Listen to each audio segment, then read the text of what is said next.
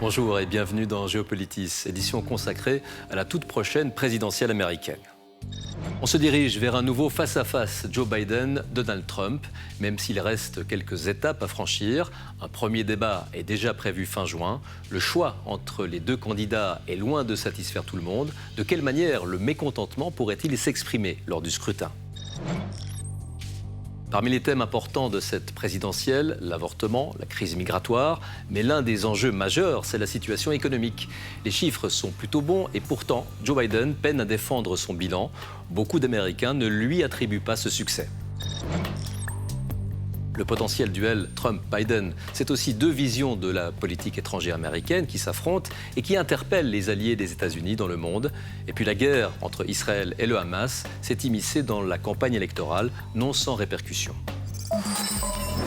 On se souvient de ces images très violentes du 6 janvier 2021, une date qui est tristement entrée dans l'histoire des États-Unis, celle de l'attaque la plus meurtrière contre un siège du pouvoir américain en 200 ans. 3 ans et demi après l'assaut du Capitole par les partisans de Donald Trump, le traumatisme est toujours profond et pèse sur la campagne électorale en vue du scrutin présidentiel de novembre prochain.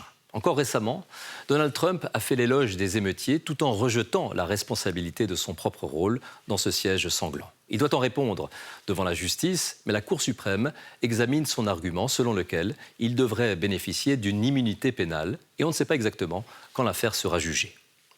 Le choc de janvier 2021 est si important que le président Joe Biden présente lui-même le scrutin à venir comme un test pour la survie de la démocratie aux États-Unis. Quoi qu'il en soit, républicains et démocrates se livrent à une guerre culturelle et le fossé entre deux Amériques semble se creuser toujours plus.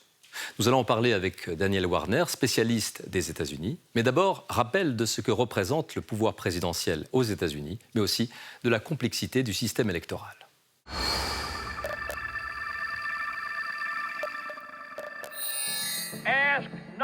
Ne demandez pas ce que votre pays peut faire pour vous. Demandez ce que vous pouvez faire pour votre pays. Le président des États-Unis. Le jour de son investiture marque tous les 4 ans le début d'une nouvelle ère, avec son lot d'impulsions et de décisions aux répercussions mondiales. À la fin du XVIIIe siècle, les pères fondateurs de la Constitution avaient tout fait pour éviter une nouvelle forme de monarchie. Mais l'extraordinaire montée en puissance du pays allait changer la nature même de l'exécutif. Son pouvoir s'est vu, dans les faits, agrandi et conforté. Le président est le véritable maître de la politique étrangère et le chef des armées. Le pouvoir du président ne s'arrête pas là. Il nomme, après avis et consentement du Sénat, non seulement les ministres ou secrétaires aux États-Unis, mais aussi les ambassadeurs, ainsi que les 9 juges de la Cour suprême, la plus haute juridiction du pays. Enfin, on dit parfois qu'il est le législateur en chef, car le président promulgue les lois s'il ne fait pas usage de son droit de veto, véritable arme politique. Je vais vous dire quelque chose. Tant que je serai président, ça n'arrivera pas, car j'utiliserai mon veto.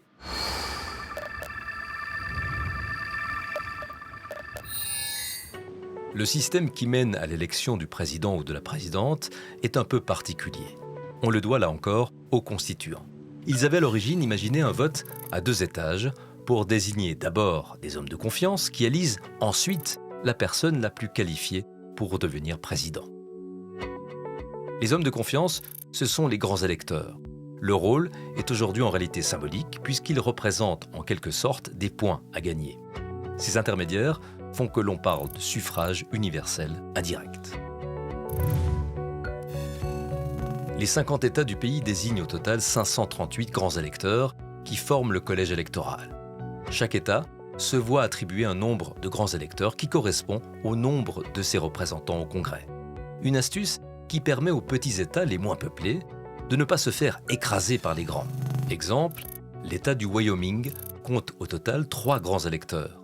Un qui incarne son élu à la Chambre des représentants, plus 2, puisque chaque État dispose de 2 sénateurs, quel que soit son poids démographique. Ainsi, 1 plus 2 égale 3. La Californie, l'État le plus peuplé, peut tabler sur 54 grands électeurs, à savoir 52 plus 2. Le jour de l'élection, les citoyens américains sont appelés à noircir la case correspondant au candidat à la présidence de leur choix. Ainsi, le candidat qui arrive en tête dans un État obtient la totalité de ses grands électeurs. Est élu président celui qui remporte au moins la majorité des grands électeurs, à savoir 270 sur 538, même s'il n'obtient pas la majorité des voix sur le plan national. Mais nous n'en sommes pas encore là. Cet été, démocrates et républicains vont désigner officiellement, lors des conventions de parti, le nom de leur poulain, c'est-à-dire le candidat à la présidence et la colistière ou le colistier pour la vice-présidence.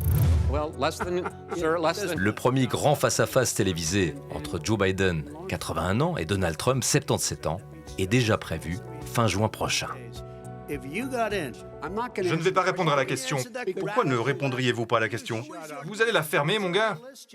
Un affrontement entre les deux candidats les plus âgés de l'histoire des États-Unis.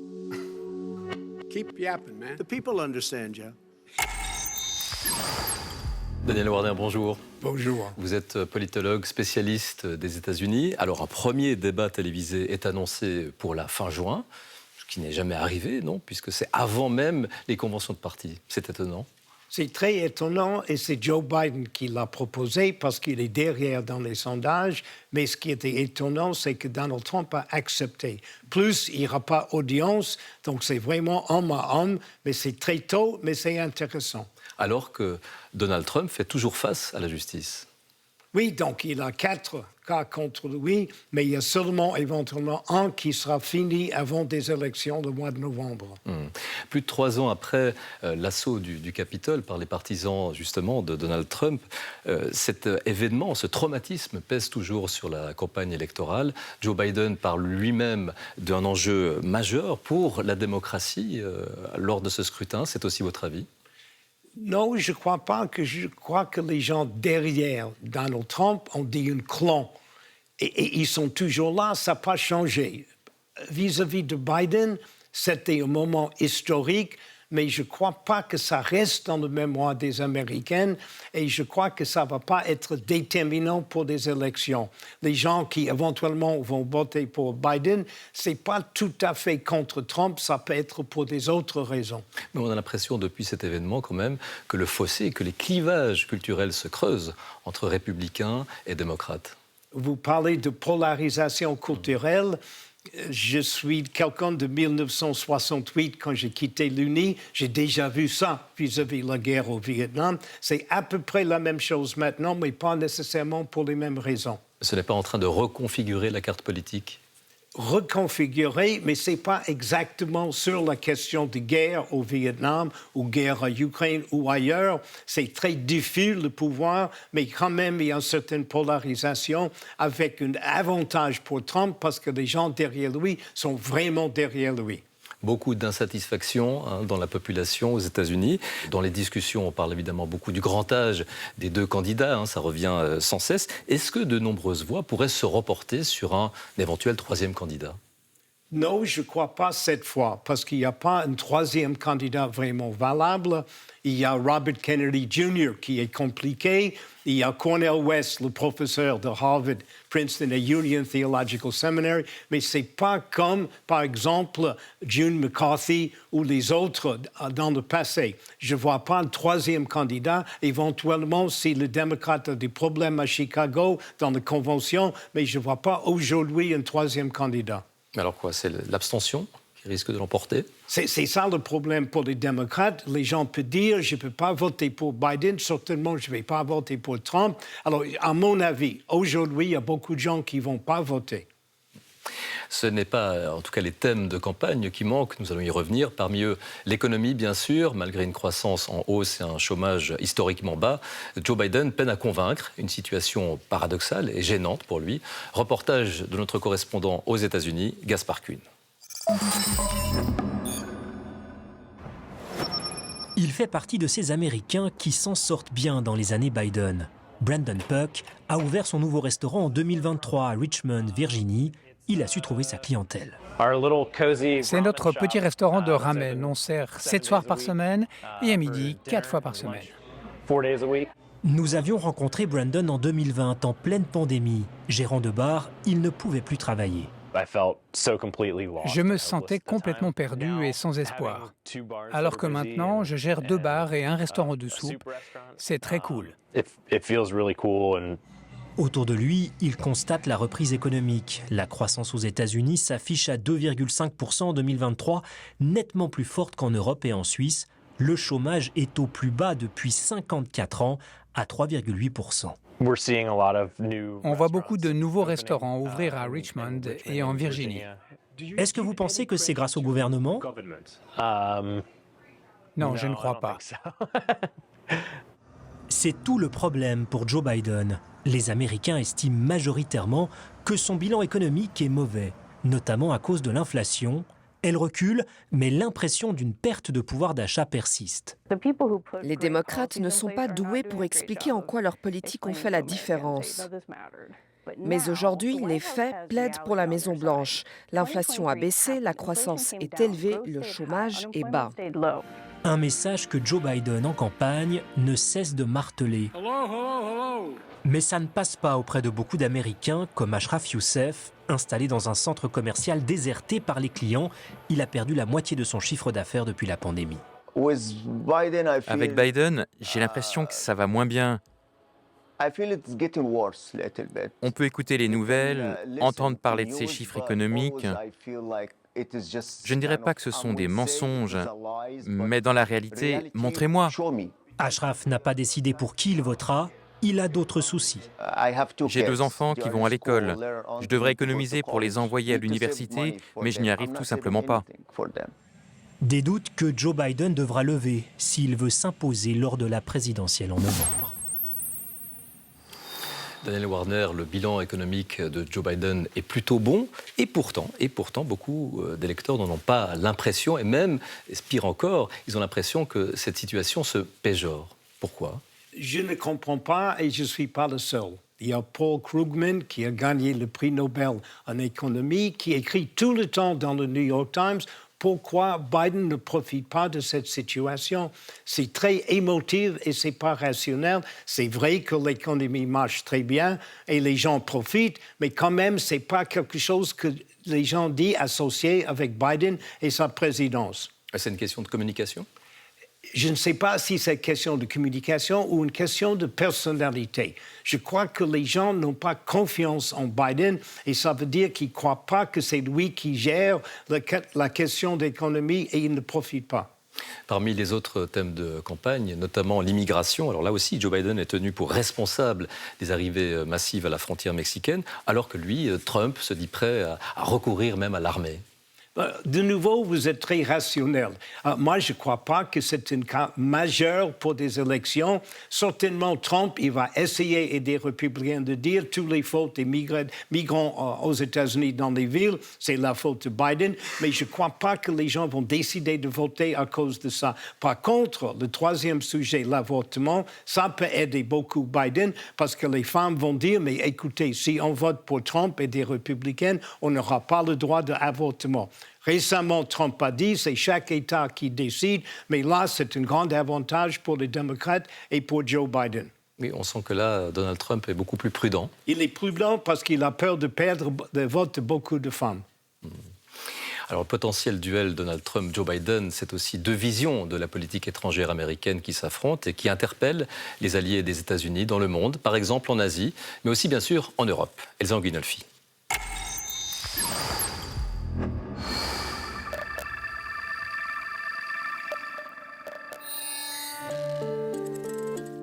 Fin avril, le Congrès américain adopte un vaste plan d'aide pour l'Ukraine.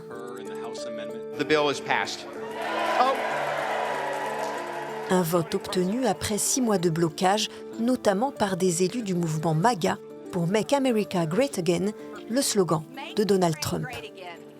Le parti unique veut financer toutes les guerres à l'étranger. Face à la paralysie du Parlement, Joe Biden n'a cessé de répéter son soutien à l'Ukraine.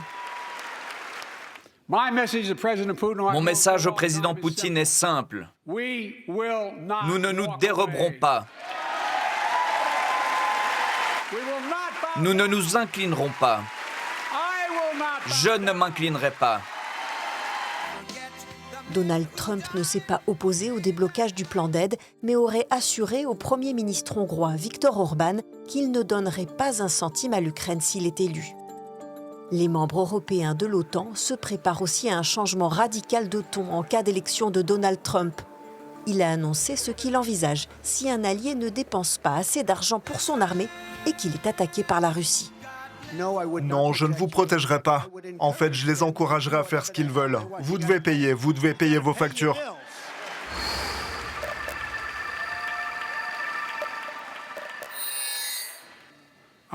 J'ai revitalisé nos partenariats et nos alliances dans le Pacifique, l'Inde, l'Australie, le Japon, la Corée du Sud, les îles du Pacifique. Joe Biden a soigné ses relations avec les alliés asiatiques des États-Unis, parfois tendues sous Donald Trump. Comme avec le Japon et la Corée du Sud, sommés d'augmenter considérablement leur contribution financière à la présence de troupes américaines sur leur sol. Sur le très sensible dossier de Taïwan, Donald Trump ne précise pas ses intentions, alors que Joe Biden s'était dit prêt à une intervention si l'île est attaquée.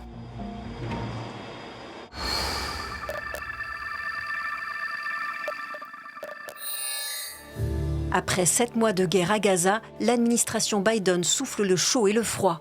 Elle prévoit de livrer $1 milliard d'armement à Israël, tout en menaçant de retenir certaines armes si l'offensive sur Rafah prend encore de l'ampleur. Le président a clairement indiqué qu'il ne fournirait pas certaines armes offensives pour une telle opération si elle devait avoir lieu. Elle n'a pas encore eu lieu.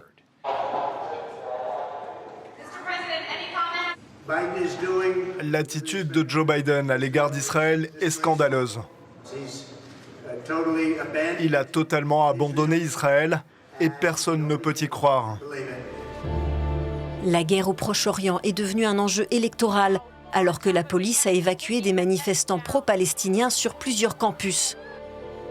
Selon un sondage du Pew Research Center, 45% des adultes de moins de 30 ans s'opposent à l'envoi d'aide militaire américaine à Israël pour l'aider dans sa guerre contre le Hamas. Une opinion partagée par 43% des électeurs démocrates.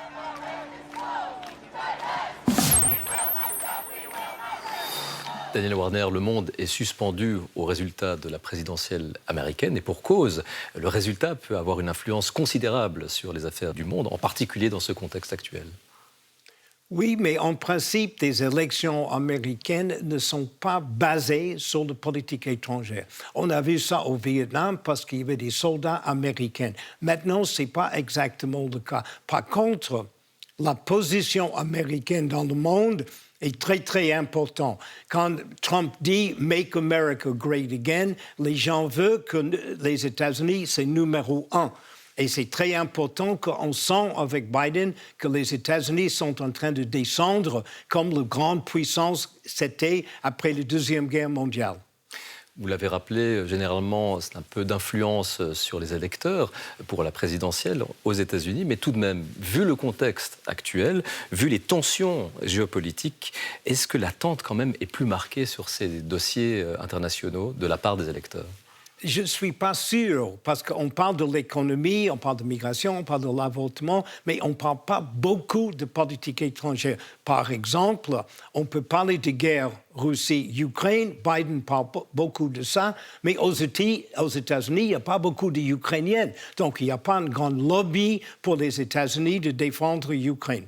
Il y a quand même un dossier qui mène à des crispations. Est-ce que les débats, les manifestations sur les campus américains, là, autour de la question palestinienne, peuvent faire perdre beaucoup de voix à Joe Biden? Oui, certainement. Ça, c'est une question de génération. Il y a beaucoup de jeunes dans les campus qui sont pro-palestiniens et le fait que Biden continue de défendre M.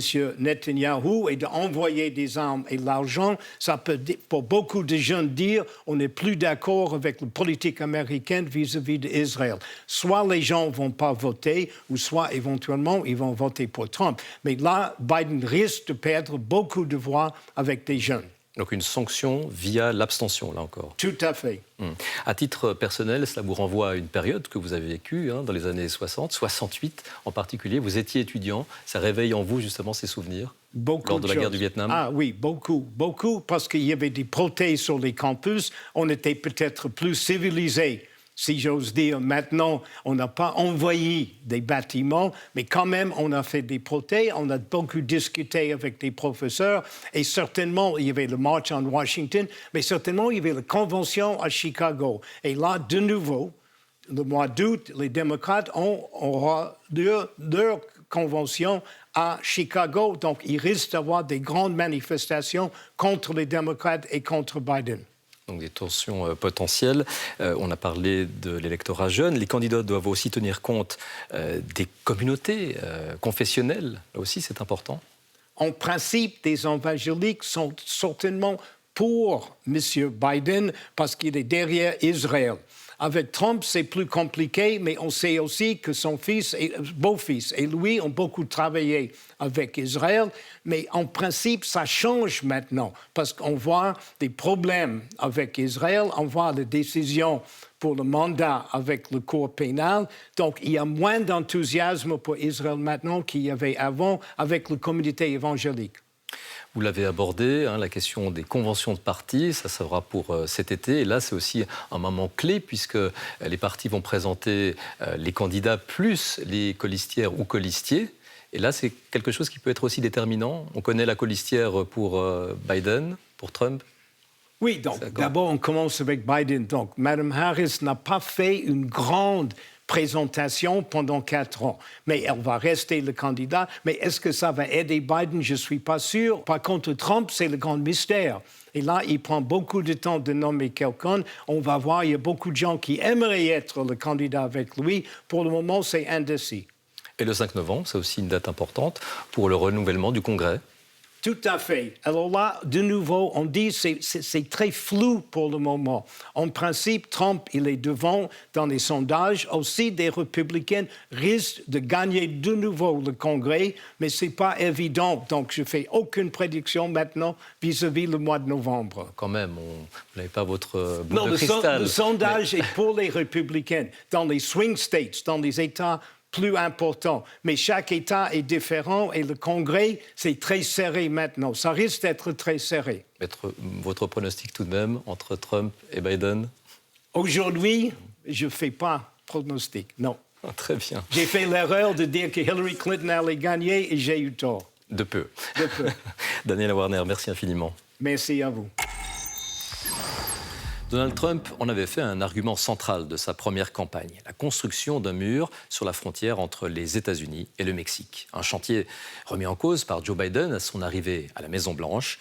Mais la question d'une barrière ou d'un mur érigé entre les deux pays n'est pas nouvelle. En 1980, une équipe de l'émission Temps présent s'était rendue des deux côtés de la frontière sur les routes empruntées par des migrants mexicains en quête d'un avenir meilleur.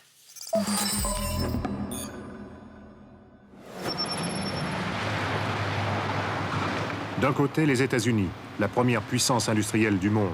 Un niveau de vie élevé, une voiture pour 2 habitants, une économie en expansion malgré la récession. De l'autre côté, le Mexique avec ses poches de misère, un pays du tiers-monde dont le revenu par habitant est 8 fois inférieur à celui des États-Unis. Entre ces deux univers, une barrière dérisoire. 3200 km de frontière. À moins d'y construire un mur de Berlin, cette frontière demeurera une passoire. La nuit tombe sur Tijuana, une nuit qui pétille d'espérance pour des centaines de Mexicains. Leur hache a sonné.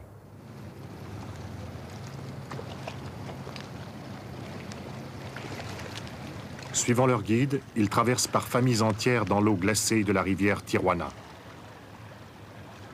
Sur les collines, les patrouilles frontières disposent de télescopes à infrarouge qui leur permettent de distinguer les clandestins en pleine nuit. L'année dernière, sur l'ensemble de la frontière mexicaine, les policiers ont procédé à près d'1 million d'arrestations, un chiffre record. Face aux réfugiés du communisme, du sud-est asiatique ou d'ailleurs, dont le statut leur paraît enviable, ces Mexicains se considèrent comme des réfugiés de la faim, des damnés, chassés d'un territoire qui appartenait à leurs ancêtres jusqu'en 1848. Un extrait d'une émission de 1980 que vous pouvez retrouver dans son intégralité sur le site de Temps présent. Merci d'avoir été avec nous. N'hésitez pas à nous suivre en tout temps sur les applications de la RTS et de TV5 Monde, ainsi que sur notre chaîne YouTube. La semaine prochaine, nous nous pencherons sur les grands enjeux démographiques de la planète. Très Très belle journée à vous et portez-vous bien.